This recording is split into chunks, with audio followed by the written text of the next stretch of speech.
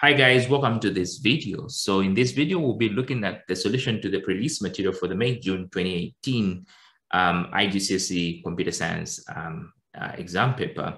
Like I promised last time that I was going to make a video on this pre-list material. So without wasting much of our time, let's get straight into what we are supposed to cover. So here is the scenario. So in preparation for the examination, candidates should attempt the following practical tasks by writing and testing a program or programs. A farmer records the milk production of the head of cows. So every cow has a unique 3-digit identical code. So I'm just going to maybe highlight some important points for us here. So we're talking about the head of cows. So this could be maybe 20, 30, 5 cows, 10 cows, and so on. So just imagine this as a constant number. If you've got 10 cows, that value will remain the same throughout the running of this program. So every cow has a unique 3-digit ID identity code. So again, this will become handy when we are giving or assigning identification code to every cow because we don't want 2 cows to have the same ID. So each cow can be milked twice a day. Again, this is important, 7 days a week. So if every cow is being milked twice a day and 7 days a week, that means that each cow is milked 14 times over a period of 7 days. So that's important again, because when you create your list to store the amount of liters that is milked from each cow, then you need to have an idea of how many times a cow has been milked in a week. In this case, a cow would have been milked in a week about 14 times. So the volume of milk from each cow is recorded in liters, correct to 1 decimal place. So again, this is going to be very important when you format the value that you're supposed to store in liters for each milking that takes place. The size of the head is fixed. So if you have 20 cows throughout the running of the program, it should be 20 cows. At the end of the week, we need to find the total and average yield of each cow for that week. Okay. Now, guys, this is very important here because we're talking about you need to find the total. Okay, this is the total yield for each cow and also the average yield for each cow. So this is why probably it'll be a good idea to think about how you can store your yields 14 times for each cow. Okay. So the farmer identifies the cow that has produced the most milk that week. So again, this is important. We need to find the mechanism of identifying which of the cows has actually produced the most amount of milk for that week. The farmer also identifies any cow that has produced less than 12 liters of milk for on 4 or more days that week. Again, this is very important. So all these guys are going to form basis of validation because, for example, we need, this is a validation less than 12 liters. Again, we need validation for more than 4 or more days in a week, okay? So a program is required to record the yield for each cow every time it is milked. So every time we milk a cow, we need to record the yield. Calculate the total weekly volume of milk for the head. So again, this is important. You need to put together all the liters that you have collected from each cow. You need to put it together with other cows to find the total weekly volume. And then you also need to find the average yield per cow in a week. Okay, so again, a cow is milked 14 times. So we need to find the average yield per cow. So if we have 20 cows, and then let's say we collect in total 120 liters of milk from the 20 cows, then we need to divide 120 by 20 to find on average how much each cow was giving us in a week. Okay. Of course, we'll collect different milk values in liters from different cows. Let's say one cow might give us 5 liters, another cow might give us 20 liters, another cow might give us 15 liters, another cow might give us 10 liters, and so on and so forth. We might have different yields of milk from each cow, but then when we find the average per cow, we will not consider that. We just say we have 20 cows and we got 120 liters of milk. So 20 divided by 120, and we might say, okay, each cow is giving us maybe 6 liters on average, okay? Even though some cows would be giving us more or less. So the program must also identify the cow with the best yield, so which means we need to keep track and comparing from the number of cows that we have, which one has the highest yield for that week. And then also identify any cow with a yield less than 12 liters. Again, this is another validation that we need to take place. We need to check. Okay. So take note. One of them here, we're identifying less than 12 liters. Less than 12 liters. So that's the same just aspect. Now, the next part of the question says, or the scenario says, write and test a program or programs for the farmer. Your program or programs must include appropriate prompts for the entry of data. Error messages and other output needs to be set up clearly and understandably. All variables, constants, and other identifiers must have meaningful names. So you would need to complete these 3 tasks. Each task must be fully tested. Okay, so in this video, we'll mainly focus on task 1, and that's just about recording the yield.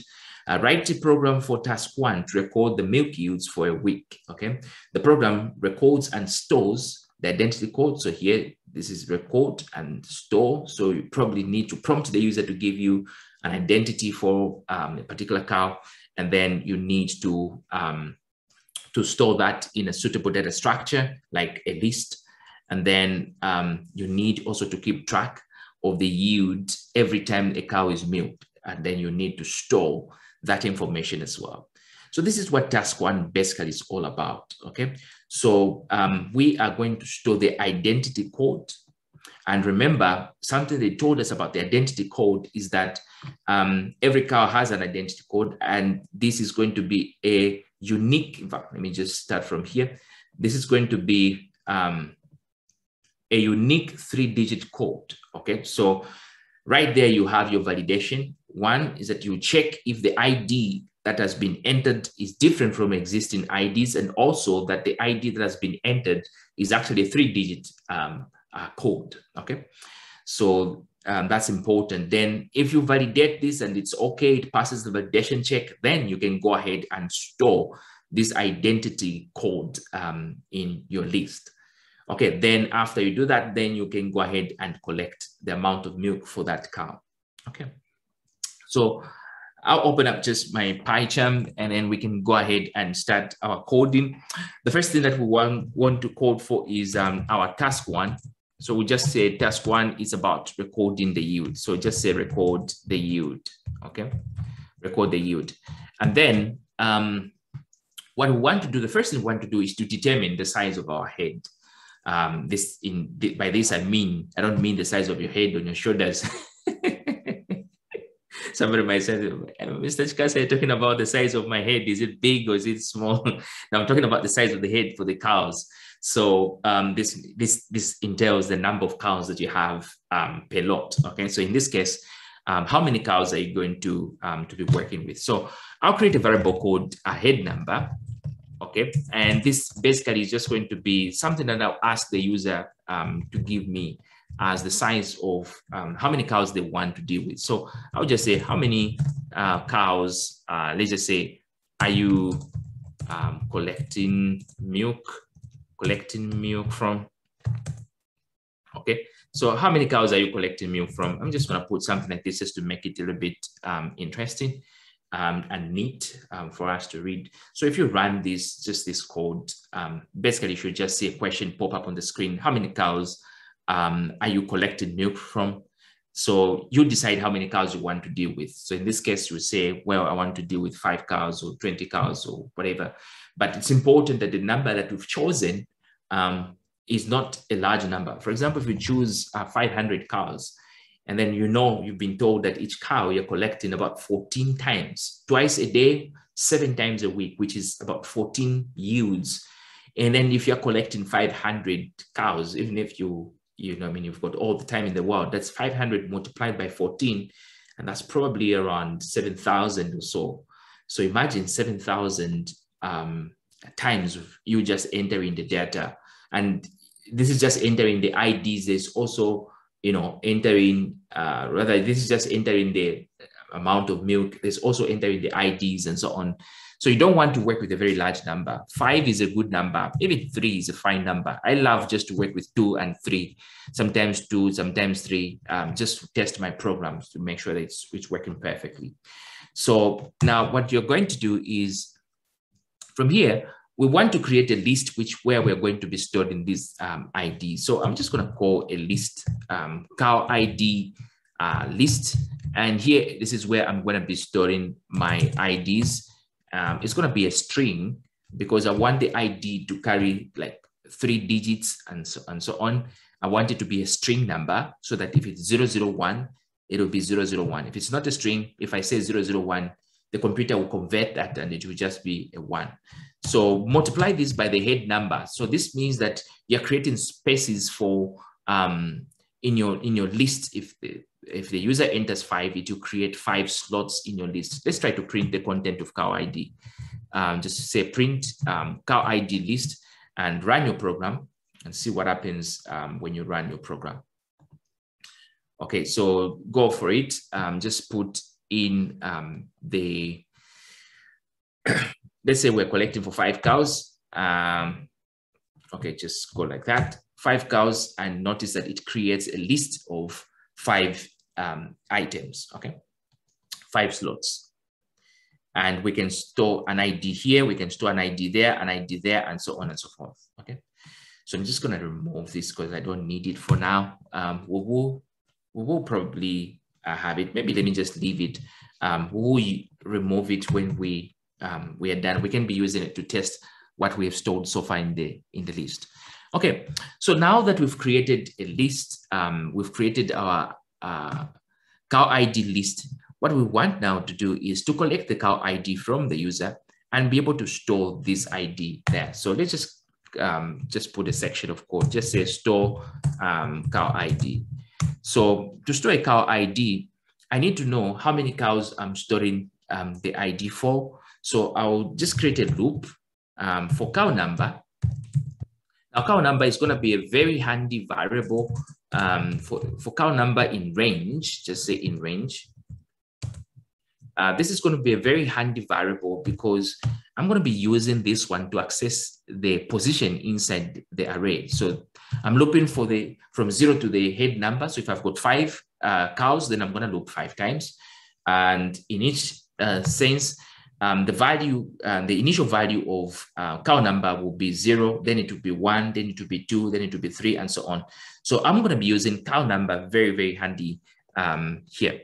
So now, once I do this, then I'm going to ask the person to give me the ID for the cow. So I'll just say entered ID, entered cow ID. Okay, just say entered cow ID. It's going to be a string. So I'm just going to say input and then prompt the user to give me the ID. Just say, please enter the ID of cow number or of cow. Please enter the ID of cow. Now, I love to guide the user here. I would love it to say of cow, maybe cow number 1 or cow number 2, and so on and so forth. You don't want, just to print, please enter the ID of cow. It doesn't make sense. So here you can concatenate, just say plus string value of cow number plus 1. So what this does, if we just run this, just a second. Just run this just so you see. I'm going to enter for 2 cows. And then it says, please enter the ID of cow 1. Cow 1. So maybe here what we can do, we can put cow number 1 so that it says cow number 1. That's what this cow number. That's why I say this cow number is going to be very handy.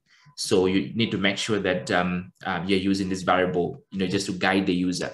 So notice that if I stop this and then run it again, notice what will happen. If I run it, I need 2 cows.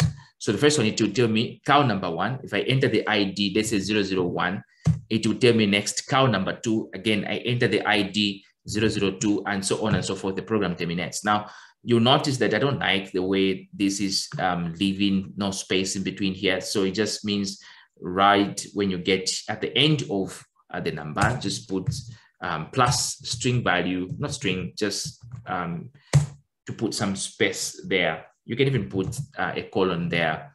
And if you run this again, notice now, if you say 2, and then notice it looks beautiful now because you can enter your ID there, and that is going to be beautiful. Okay. So notice we've just prompted the user to give us the cow ID. We haven't done anything yet. We need to check, first of all, if this ID exists in the list, okay? Because if it exists, then it's a duplicate. We should not store it. We should not go ahead and store this in the list if it exists, because it's gonna be a duplicate.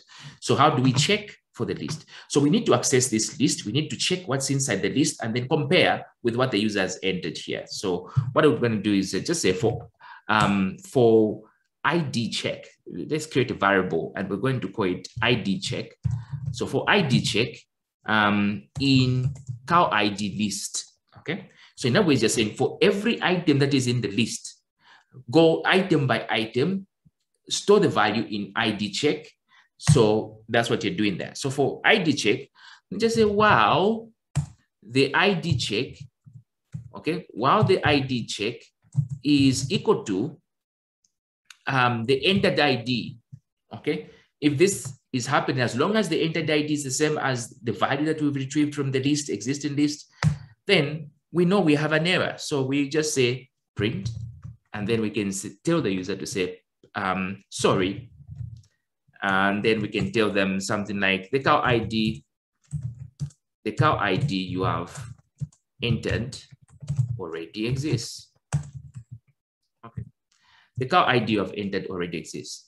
And basically, guys, this is going to be interesting. Now, if you try to run this program at this stage, just like this, you're going to run into some error. But I don't want to explain what the error is here. I want you to see it in motion. And then we'll come back and discuss the error and how you can prevent that error. So let's go ahead and run this. Just say milking, run it. And let's say we want to collect for 2 cows. The ID of the first cow is going to be 001. And let's try to enter a duplicate ID as 001 again. And the program didn't do anything. In fact, it didn't even attempt to stop the error, and something is wrong. Okay, how do we recover, or how do we find out what's wrong in the program? So let's come back here. We're saying, well, checking the ID in the cow ID list, okay? And then if you have something in the list, then go ahead and check if what you have in the list is matching what you've entered. But the problem is we haven't stored anything in the list, okay? So the first thing that we want to do is in line 12, we want to store the ID in the list, okay? At least we should store 1 item, okay? So the first check that we're going to perform is going to be on an empty list. So it's going to allow us to store.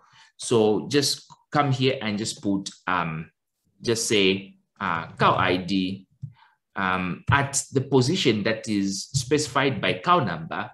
Just go ahead and store the value of entered cow ID. So what this does is that it allows you, when the user enters the cow ID, first of all, we want to check if in the existing list, we do have this ID. Okay, but since this is the first time that we are entering the ID, it will skip this line of code because, I mean, this will return false and it will come to this line and it will go ahead and store. But the second time we enter the cow ID, it will already have an existing cow ID, let's say 001. And then if we try to enter 001 again, it will check in the list. It will find, hey, there is 0001 in the list. It will get it and store it in this variable. And it will check if this variable and this variable are actually the same. The value that was entered by the user and what we have retrieved from the list, if they're the same, then it will print this and say, hey, this cow ID, the cow ID that you've entered already exists. And then it will not store this value. But again, it will give us an error. Again, I don't want to mention the error right now. I want you to see the error in motion. So let's come back here. And then let's say we want 2 cows. And we'll collect the cow ID for the first cow as 001. Then we'll try to collect the cow ID for the second cow as 001 again, so that we see if we can track this error of duplicates. And then notice now what has happened. Notice that my program is not terminating. It is actually running infinitely. And this is a very big or huge problem with while loops that you must always take care of, okay? If I leave the program like this, of course, it will take a while, but the computer is going to crash at some point. It will run out of the stack, it will run out of memory, and it will just switch off and restart, okay? So I need to stop this. So what needs to happen is, the reason this error is happening is that the value of entered cow ID is remaining the same. We need to change this value of entered cow ID.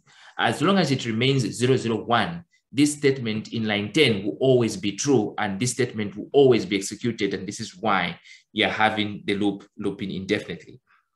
So what we should do is that immediately after we finish entering, we tell the user that they have entered a duplicate, then we need to collect a new cow ID from them, okay? So we need to collect a new cow ID from the user. So just go ahead and say that. So run this, let's try to see what happens now.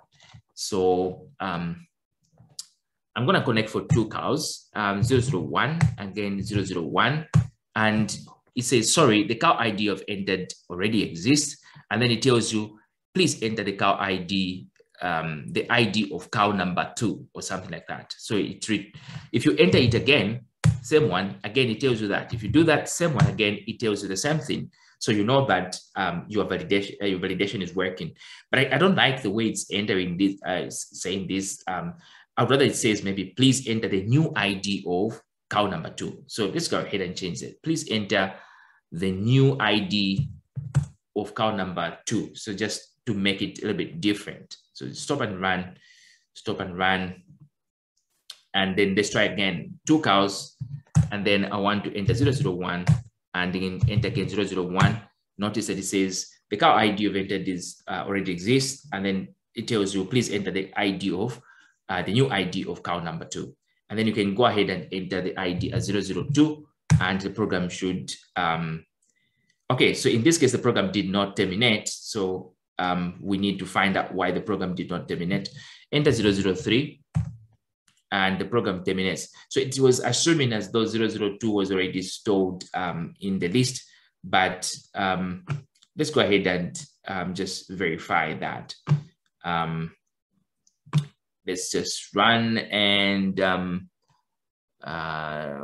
where's rebuilding? Okay, I don't see rebuilding. It's okay. I'm gonna just run it one more time. Okay, and then just put 2 cows, 001 and 002. Okay, so it's telling me cow ID exists for cows. The cow ID entered for 002 exists. So again, this is some error that I need to fix. So let's go and see where the error is coming from. So the moment you enter the cow ID, let's print the cow ID that we entered. Just first of all, let's print what is in the list before we print the cow ID. So just copy the list. Before you ask the user to enter anything, print the list so that we can see what is inside the list. And then after the user enters, okay, inside here, before you print, you have this, print the list again so that we see what is inside the list. This is just one way that you can debug your program, guys, just to find out what do I have? Why is it telling me that I already have this existing? So stop it and then run it again, and then you can see what is happening inside your list, okay? So just say 2 cows. Okay, now just say 2 cows. Right now it tells me the list is empty. So I'm gonna add the first value, and it tells me the first value has been added. Now I'm gonna add the second value. So that, and it tells me the second value has been added. And then if the second value has been added, then notice that it tells me now that, hey, this is actually existing, okay?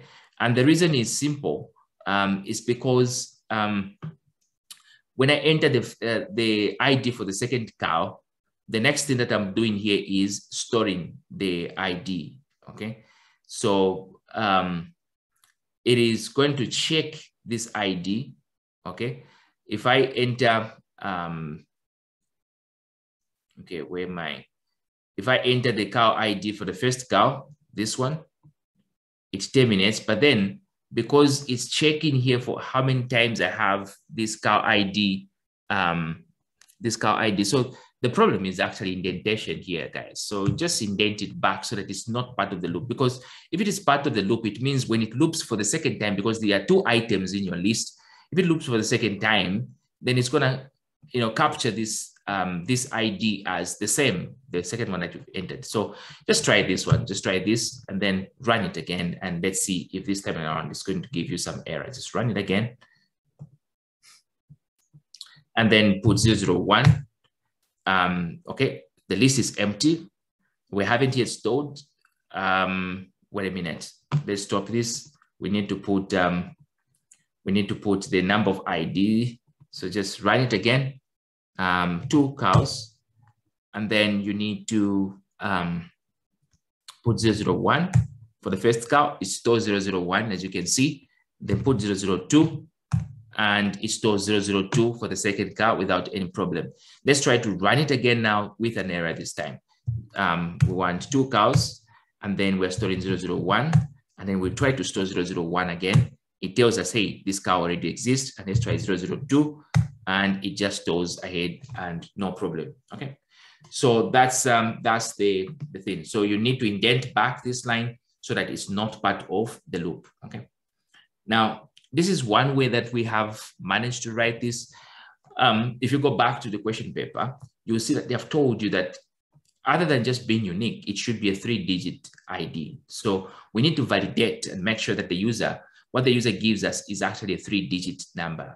So how do we do that? It's actually very simple. You just need to check the length over the entered value. So just where you're saying wow, your wow loop. So instead of just checking the ID, we should also say, or it's either the ID is existing, we have a duplicate, or the length of what has been entered. So entered ID, the length is not equal to 3. If it's not equal to 3, then again, this should be an error that should be flagged up. Okay, so it's either this or the length is that. So now, the problem with these guys, if you run this, of course, there's no problem per se. If you try to say you're collecting from this and then try to enter the ID as 01, for example, it tells you, sorry, the ID of entered already exists, but this is the first ID. The reason why it's telling you it already exists is because you've entered 2 digits. If you enter 4 digit again, 4 digits like that, again, you can clearly see that it tells you that that's wrong. But we don't want this. We want to be precise. We want to capture an error, as it happens. We want to tell the user when they enter 2 digits to tell them, instead of just telling them that the cow ID you've entered already exists, it's not that they've entered an ID that already exists. It's just that they have entered an ID that is more than or less than the number of characters specified. So we need to detect this. So we say if the length of the entered ID is less than 3, then we know that we can just print a message and tell the person that you have, and the ID of entered is less than 3 digits. So just say the ID you have entered is less than 3 digits. Okay, the ID of entered is less than 3 digits. Otherwise, you can say elif if the length of the ID entered ID is let's say greater than 3. Okay, if it's greater than 3, then again we can tell them that, hey, we just print a message. So just copy this, and paste it here, and just tell them, hey, the ID of entered is actually more than 3 digits. Okay, if it is not less than 3 digits and it is not more than 3 digits, then the error is most likely coming from the ID being duplicate. So we just say else the ID, we're going to remove this print statement now, and just put this one inside here. So if it is not less than 3 and it is not above 3, then the error is definitely coming from entering duplicate ID. So then this one will remain as it is, and then go ahead and just remove this print statement here. We don't need it. I think this is perfectly fine. Let's run this and let's see what we're going to get. Just run it twice because we didn't stop the previous one from running. Let's try to enter 2 cows. The ID of first cow is 00. Just 2 digits. It tells you, hey, the ID of entered is less than 3 digits. Let's try 4 digits. Tells us, hey, the ID of entered is more than 3 digits. Let's try 3 digits, and it just tells us enter the ID now of cow 2. And then cow 2, we'll try to enter a duplicate this time, and it tells us, sorry, the ID of entered already exists. And you can clearly see that we're able to decide, depending on the error, we're able to decide what we're supposed to do with this. Okay.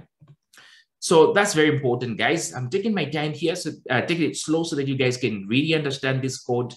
Some of you mentioned that the code is quite very long. Yeah, it's very long because other than just adding comments to the code, the previous one that I sent you, I also was using 14 arrays. So to work with 14 arrays, it's going to take time because you guys, for the syllabus, you are not allowed, not necessarily that you're not allowed, but it's not in your syllabus to use 2-dimensional arrays. This problem could have been implemented very well with 2-dimensional arrays, but it's not part of your syllabus. And some students might struggle to find the solution in 2-dimensional arrays. And I don't want any one of you to struggle and fail just because you learned something that was not part of the syllabus, okay? So, so guys, this is basically how you're supposed to go about performing your validation. The next thing that you're supposed to do, so we've done the part of recording and storing the cow IDs or the ID code. The last part of the question is to store the yield for each cow, okay? So to store the yield for each cow, we need to create some list where we're going to be storing the yield for each cow. Now, we were told that each cow is going to be milked twice a day and then for 7 days a week. So ideally, you're talking about each cow being milked 14 times, okay? So for all those 14 times, I'm going to create a list that is unique to each of the 14 times. And the reason being is because I want later on to come and manipulate this list to find maybe, for example, which cow was the best performing cow, which cow had the least, and so on and so forth. So I want to make sure that I have the values for individual yields, okay, rather than just collecting them and dumping them in one single array. So this is why I'm going to create 14 arrays to do that. And actually, in your mark scheme, I was looking at this later on. The algorithm in the mark scheme shows 14 arrays. It's the same approach. But remember, we talked about this. We said that there's a better way of doing this, and that is by using multi-dimensional arrays, which, of course, in this case, may not be part of the syllabus. So I don't want to do that. So I'm going to create a list. And inside this list, I'll just say each list is going to be used to collect a yield from a cow. So I'll create a list called Sunday morning. And this one is just going to be used for collecting the yields for the Sunday mornings. So I'm just going to put 0.0, a float number, just to initialize this list and multiply it by the head number. And what this does is that it just creates, for whatever size of the head that you put, let's say you put 5 here, it's just going to create 5 slots for each cow, okay? Each cow, representing each cow rather. So then you have Sunday afternoon as well, because we're milking these cows twice every day. So I'm going to just say this is 0.0 as well, and just multiply this by head number. Okay. Now, this is just for one day, Sunday. We need to replicate this so that it is for Monday, Tuesday, Wednesday, Thursday, Friday, Saturday. And we can just go ahead and change this. Just come here and remove the Sunday, just make it Monday. And then Sunday afternoon, make it Monday afternoon. And then have Tuesday morning. So this is the milking for Tuesday morning, the variable that is going to be holding all the milkings that take place on Tuesday, Tuesday morning. This one will be for Tuesday afternoon. This one will be for Wednesday. So just go ahead and just say Wednesday morning. This one is going to be for Wednesday afternoon. And then you have for Thursday morning. And then you have for Thursday afternoon. Thursday, spell it nicely. And then you have for Friday morning. And then you have for Saturday as well. Rather Friday afternoon, not Friday, it's supposed to be Friday. And then the last one is Saturday, just say Saturday. Okay, Saturday, and then Saturday afternoon. Okay, just say Saturday afternoon. Okay. Okay, so these are the lists that you have. And every time we'll be storing these values in this list. So we ask the user to give us the yield for the morning, and we store it in here for the first cow, and so on and so forth. So this is for cow number 1. Let's go ahead. We've collected the ID. We can go ahead now and collect also the yield. So I'm just going to put a comment here, just to distinguish the code and make it neat. So here, let's just say collect the yield. We'll spell it nicely. The yield from each cow, okay? And let's go ahead and collect the yield from each cow. So how do we collect the yield? We need to ask the person to enter the yield. So I'm gonna just call it, we can call it Sunday morning yield if you want. Just say Sunday morning yield. This is gonna be a list and store cow number or use cow number. Remember, cow number is inside the loop. So everything is indented. Notice that everything is indented. So just check this. Let me just put a notate here. So notice that everything here is just in this line of code, okay? So you can clearly see that everything is in this line of code that I've just drawn there, and that's part of the indentation. So this means that this value here is actually part of this loop here. So it's gonna be looping that. That's why, so clear there, all the drawings here. That's why I'm using cow number here, because if we are on cow number 1, then we'll be storing for cow number 1 as well. So here, just say equal to, and then get the float from the user. So because we're told that it's supposed to be a float number, correct to 1 decimal place. So just go, please enter the yield for cow, and then we can use the cow IDs just to, to make our program more user-friendly. So just add here plus the string value of the cow list, and then pick up the cow ID from there. So what this does is that the ID that you store here, notice that I've just copied this part and brought it here, okay? The ID that you store is gonna be put here. If you want, instead of doing this, you can actually use entered ID. So just say, okay, this is the entered ID. So I'm gonna just say, okay, instead of doing this, I can just say, okay, concatenate it with the entered ID here. Okay, so just do this, something like this, and put entered ID there. This is exactly the same, because what I just picked is this one. But this one is more efficient method because you're trying to retrieve from the list itself. So this one becomes an efficient method, and that's why I'm going to use it. Okay. So this is for Sunday morning. We've collected for this cow for Sunday morning, but then I need to tell the user this is Sunday morning. So just say Sunday morning, and then just do this. This is Sunday morning. And then if I run this, the person will see that this is Sunday morning, and I'll give them enter yield for Sunday morning and so on. So now I'm going to copy this and paste it for Sunday afternoon. Okay, so I'm going to change this, just say Sunday afternoon, and then just going to go ahead and change this to from morning to afternoon. Again, the rest of the things remain the same. I'm basically just collecting, mentioning the ID number. So guys, before I go to Monday, let's just run this and see what we have done so far. Just run it twice. So we're collecting for 2 cows. Enter the ID for cow number 1. We say 001. And then it says Sunday morning. Please enter the yield for cow 001. And then yield, now you can say 23.45 and so on. But notice I don't like the way the numbers are attached to the string there. We need to fix that.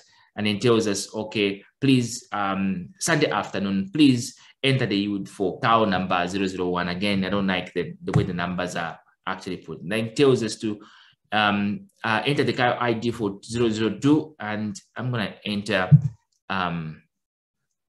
the ID for 002.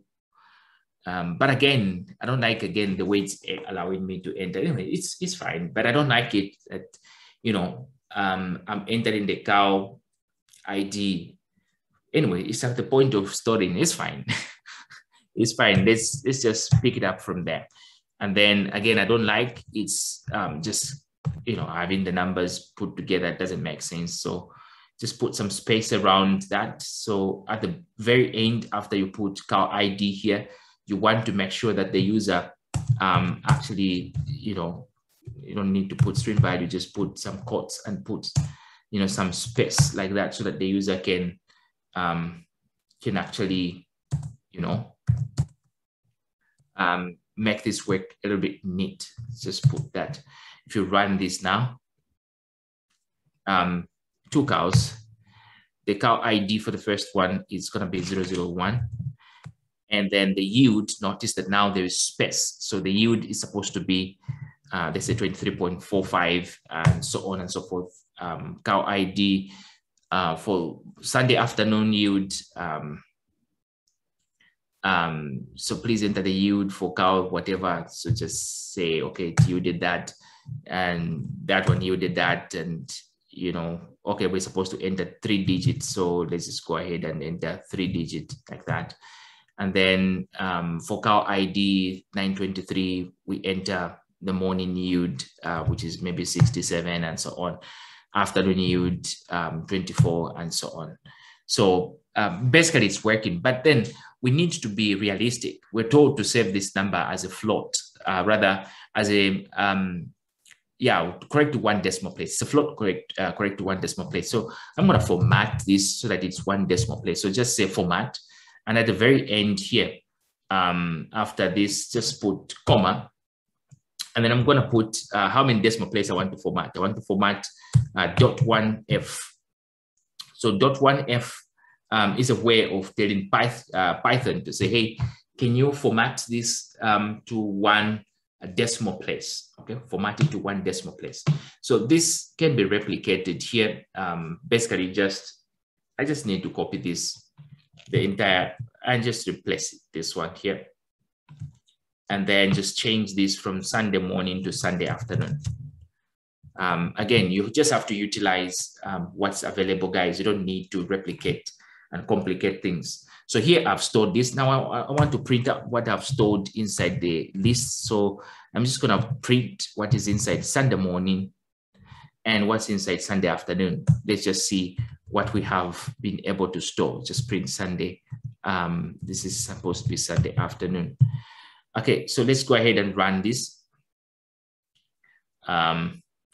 So if we run it, okay, let's go ahead and put, we're collecting for 001 ID, so 23.45, and then yield for the afternoon 25.6667, and then the second cow is supposed to be the ID 002, and then the yield for the morning for this one is, let's say this is going to be just some random numbers, guys, just some random numbers.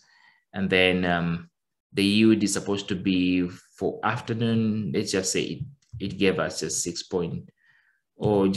liters. Okay, just like that. And then let's print out the content. Now notice that when we print out the content, what we have stored is actually a formatted field, which is correct to 1 decimal place. So actually this one is working perfectly. We're able to store to 1 decimal place as required. So guys, now what remains, this is just for Sunday. We need to replicate this for Monday, Tuesday, Wednesday, and so on and so forth. So just copy this, and we're just gonna create some space, and let's collect for Monday, let's collect for Tuesday, collect for, just undo this, collect for Wednesday, collect for Thursday, collect for Friday, and collect for Saturday. Okay, so now we can go ahead and change these lists here. So this, instead of being Sunday, this is going to be Monday morning, and then this is going to be Monday afternoon, and then this is going to be Tuesday morning, and this is going to be Tuesday afternoon.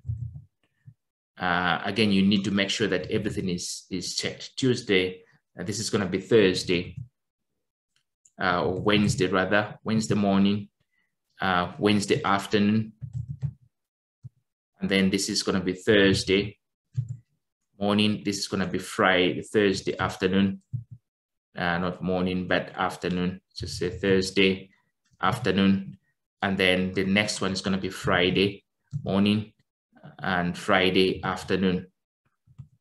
Then the last one is going to be Saturday morning and then Saturday afternoon. So again, guys, it looks like it's a lot of work, but actually when you're just repeating the same code several times, so it's nothing really very strange. So here is Sunday mornings. Then the next one, instead of saying Sunday, this is going to be Monday morning. This is going to be Monday, and this is Monday as well. This is going to be Tuesday. Again, you're just replicating the content. That's why it looks like a lot. What's important, guys, is just for you to know what you're doing at every stage. You can replicate. The individual, activities. You don't need to, memorize the code. Just know what's happening at every stage. This is Thursday, and this is Thursday. And then the next one is supposed to be Friday. And then this is going to be Friday as well, Friday afternoon. Then the last one is Saturday. And then this is going to be Saturday as well. Okay, so basically that's that. And I mean, you would have collected for 7 days for each cow. Okay, so for cow number one, you collect for 14 days. Or yeah, 14 times 7 days, 2 times a day. So just go ahead and run this. Let's just try for one cow this time. Cow ID is 001. We're collecting this morning. Just go ahead and put some value. Just put some value. Monday morning, put some value. Monday afternoon. Tuesday morning, put some value. Tuesday afternoon, put some value. Wednesday, put some value for Thursday afternoon, some value Friday morning, some value Saturday morning, and Saturday afternoon, some value. And basically, you would have stored all the values in there. So take note that currently, I mean, if you print the content, we just printed the content of this list. But if we printed the other lists as well, like Monday, Tuesday, and so on, we would find that we've stored the value. But again, take note that this is for the morning, this is for the afternoon. So again, if you have the values individually like this separated, then you can also go ahead and use them in your calculations fairly well. Okay. So basically, guys, this was the code that was doing task one. I'm going to end here for task one. And then in the next video that I will record and send you, I'm going to be doing task two. And then we can do some manipulation with task two and see how we can calculate things like averages and stuff like that. So, but for now, I'm going to end here. And if you do have any question, please feel free to post it in the comment section. And I'll see you. Hopefully this was helpful to explain the code to you. All right. Bye-bye.